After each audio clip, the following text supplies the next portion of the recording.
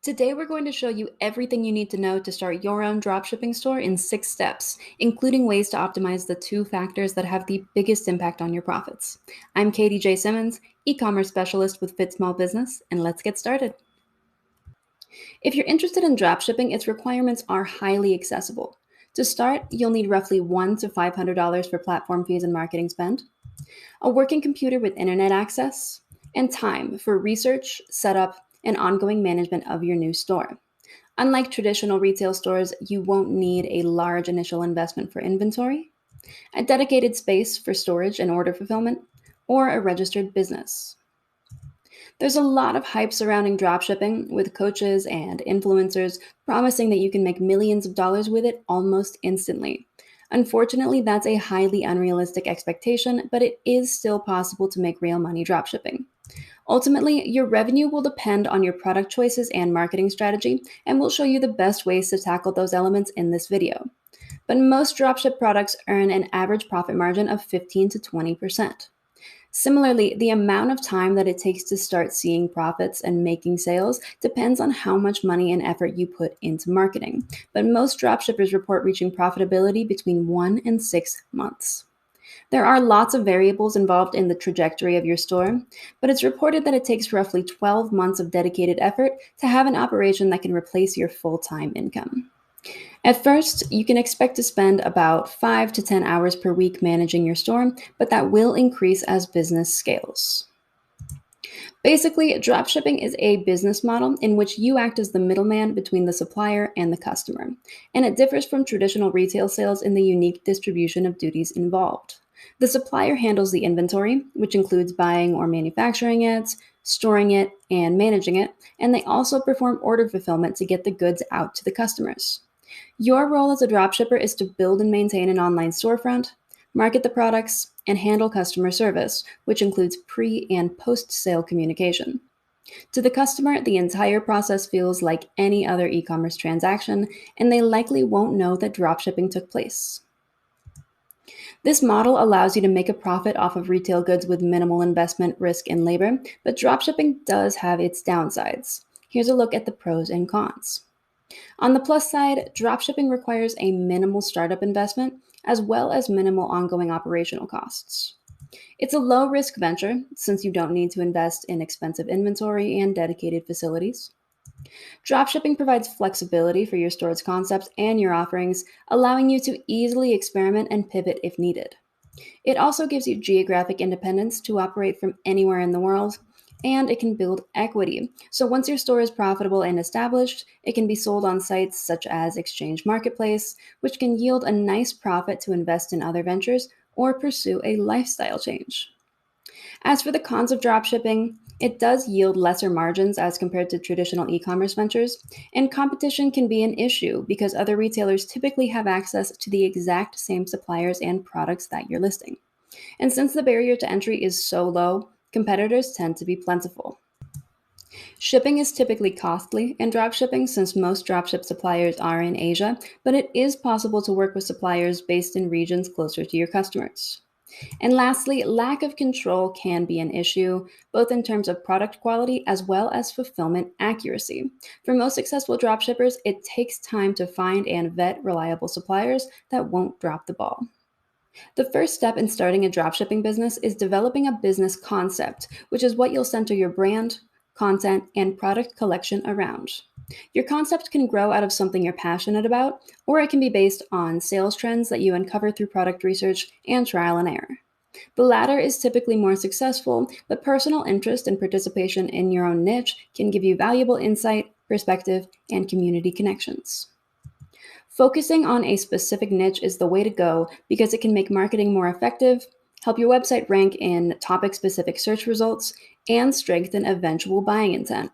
And thanks to dropshipping's flexibility, you can fine tune your business as you go, brainstorm ideas, and experiment with different concepts. Your concept can be something broad with lots of product options, like furniture and home decor, which is the approach that this high grossing dropshipping store takes. Or it can be something more distinct and focused, like graphic socks, which is the only product that this successful dropshipping store sells. A big part of this step is performing product research. It's a good idea to do thorough research as you develop your concept and identify a niche, as well as when you're selecting products to sell. To assess potential products, you'll want to consider four things: sales volume, keyword search volume, trend data, and competitor activity. Here's how to do it. Researching sales volume is an easy way to identify which products are already selling well, which ensures that there's demand for your potential offerings.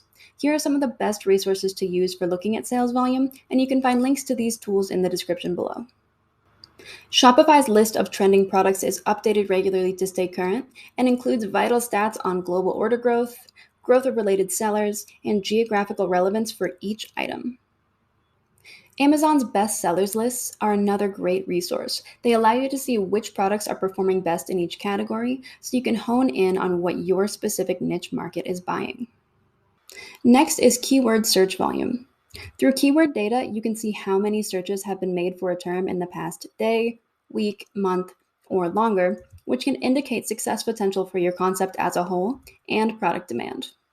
General keywords like camping supplies can measure consumer interest in a category or a concept, while more specific keywords, such as portable camping stove, can give you an idea of product popularity. Google Ads Keyword Planner is a popular tool for conducting keyword research. It provides insight into how frequently your keywords are searched and allows you to compile data into a usable advertising plan.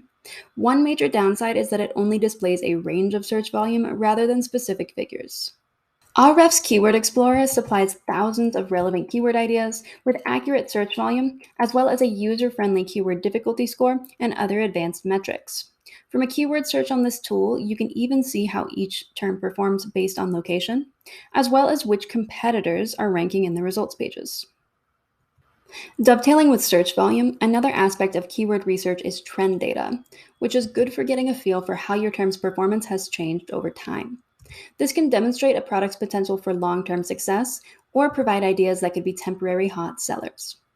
Analyzing search trends can also give insight into the seasonality of a product. So if you see that an item's popularity waxes and wanes throughout the year, it might be necessary to diversify your offerings or skip it altogether. Google Trends is a great free tool for this.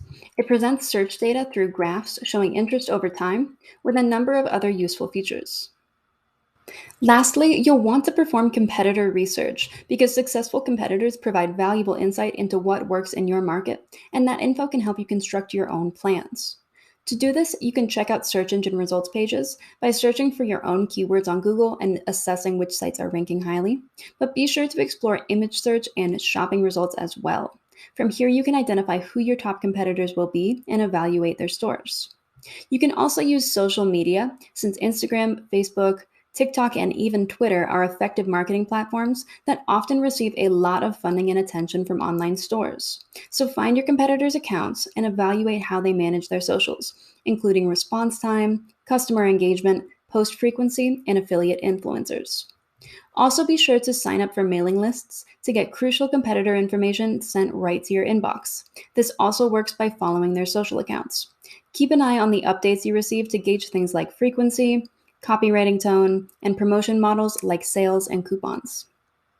The second step is product sourcing. You can source your goods through suppliers directly, but that's usually a move that sellers make once their business is established and scaling. For new sellers, the easiest path to launching a dropshipping business is to use dropshipping marketplaces that connect you with sellers around the world and allow you to search through eligible products. There are many dropshipping marketplaces out there that you can use, but our top recommendation for product sourcing is DSers, which works through AliExpress. It has millions of products to choose from, and you can use the platform to automate your orders later on. Click the link on your screen to try DSers for free, or you can pause here and take a screenshot for our full list of effective dropshipping marketplaces. Your sources are the linchpin of your dropshipping operation, and because of this, sourcing products is a very time-consuming step. To be sure that your efforts pay off in profits, consider these factors as you review potential products and suppliers. Popularity. An item's previous sales volume is an easy metric to find on dropshipping marketplaces, and that indicates popularity. It's helpful because hot sellers are usually safer investments of your time. Profitability. You'll want to evaluate each item's wholesale cost and suggested price for potential profitability in your store. Keep in mind that your credit card processing fees and shipping costs will take a consistent bite out of profits. Item quality. Most dropshipping sellers rely on marketplace supplier ratings and sales numbers when judging the quality of an item. As a more reliable option, you can order samples from vendors before opting to work with them, but this is often time consuming. Location. A supplier's location will have an impact on shipping cost and delivery speed, and many dropshipping vendors are based in China. So try to work with vendors who provide e-packet shipping for fast, trackable deliveries. Supplier reliability. Until you work with a supplier, it's difficult to assess how reliable they'll be. But most dropshipping marketplaces are strict with their vendors and won't keep a merchant with ongoing service and quality complaints on their platform. Additionally, supplier reviews are usually accurate and pretty helpful resources. Lastly, return policy. Most dropshipping marketplaces aim to avoid returns and handle most problems via no return refunds.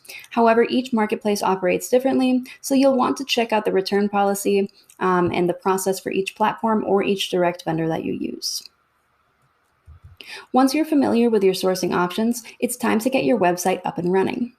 You can list dropship items on Amazon and other large marketplaces like Walmart and eBay, but they are not startup friendly by any means. So it's best to get to know the process and your suppliers first on your own site, and then branch out to seller marketplaces later on. So to build your own website, it's best to use an e-commerce hosting platform, and our top recommendation for that is Shopify. Click the link on the screen to get started with a 14-day free Shopify trial. With hosting platforms, the process of building a site is simple, and we have platform-specific tutorials that you can find on our channel. However, some critical details apply differently in a dropshipping operation. So here are some of the areas of your site to focus on. Shipping methods. Most suppliers will charge you the cost of shipping their products to their customers, so you'll need to determine which shipping choices you'll offer, how these costs fit into your margins, and what shipping charges the customer will pay. There are a variety of strategies that you can use to manage these costs, and you can read all about them in our guide to profitable shipping linked below. Customer service is another area to consider because your customers need a means of contacting you to handle questions, order modifications, returns, and other general inquiries. So make sure to include a Contact Us page with at least one contact option, such as a contact form, an email address, a virtual live chat, or a phone number for support. You'll want to set up a smart return policy too, since the dropshipping model complicates the return process in a number of ways. The most efficient strategy to handle returns is to satisfy the customer without having the item sent back. But you can also offer a replacement or a refund, and many suppliers will accommodate this for you. Be sure to check with them as you create the policies to feature on your site. Lastly, the process of listing items is different in dropshipping. It's important to use a dropshipping marketplace that integrates with your e-commerce platform so that you can simply import products directly to your store. After you've created a website, the next step is to set up your business and finances. To launch a legitimate venture, you'll need to take care of these 4 legal and financial aspects of your business. Banking, which is best done by separating your personal and business finances. This is commonly missed by part-time store owners, which can lead to a whole host of problems. Make sure to set up a business checking account, then deposit all revenue into it and draw all expenses from it. This keeps your accounting simple and makes sure that you don't personally assume any business liabilities. You'll also need to set up your business structure, which dictates how your business will be legally recognized and taxed. If you don't register your business in your state, it's recognized by default as a sole proprietorship. This is a common choice for dropshipping store owners, and it's definitely the simplest route to take. In a sole proprietorship, your business earnings are reported on your personal taxes, and there's no additional filing requirements, but you have no personal liability protection. This means that if a customer were to ever sue your business, your personal assets could be at risk. For this reason, many store owners opt for an LLC or limited liability company, especially those who sell items that may increase the risk of being sued, like skincare products or baby goods. You may also need to obtain and renew a local business license on a regular basis, but many dropshipping stores don't have this requirement. It all depends on your product offerings and your location. Lastly, you will need to think about sales tax. Rate and regulations vary by state, so refer to your state's revenue department website for this. You can then use your hosting platform's payment feature to create automated tax settings. You'll also need to plan for your own taxation for goods that you purchase from your suppliers. In most US states, there's a sales tax exemption for purchases that are intended for resale, so you don't have to pay sales tax on purchases that you make from your suppliers.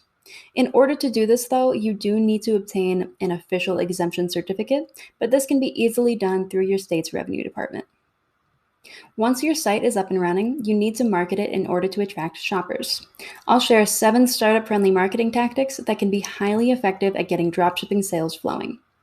The first is to use social media. Create accounts for your business on Facebook, Instagram, and Pinterest, and use them to promote your store through audience engagement and shoppable posts. This method is a great approach to reach interested customers in their natural habitat. Plus, it reduces the steps for conversion, helps you gather data, and builds your online presence. Influencer marketing is another social media based approach. You can recruit affiliate influencers by finding them yourself and reaching out, or by going through an affiliate network like Commission Junction.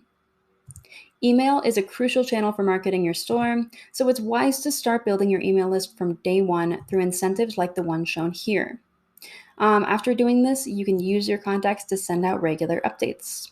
Shopify and other e commerce platforms have tools to maintain contact lists and manage email campaigns. Pay per click advertising is a great way to boost your store's visibility to a qualified audience.